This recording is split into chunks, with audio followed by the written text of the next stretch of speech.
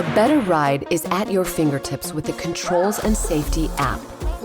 Using the Controls and Safety app on your center display screen, you can manage features all over your car in one central location. To find your Controls and Safety app, look for an app icon on your infotainment screen that says Controls.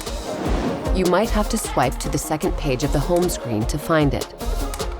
Here you can conveniently access and customize some of your vehicle's settings, while quick access icons keep you in control even while driving. Depending on your vehicle, some of the virtual controls found in the app might include glove box release. This is a quick access button on the home page of this app, or access through the doors and windows tile. Power window lockout. A quick access to lock the rear power windows is found on the home page of this app. Change other lock and lift gate settings, including child safety locks, through the doors and windows tile. Headlamps. A quick access button for auto high beams on the home page of this app. Change other light settings through the lights tile. Interior dome light. A quick access button on the home page of this app.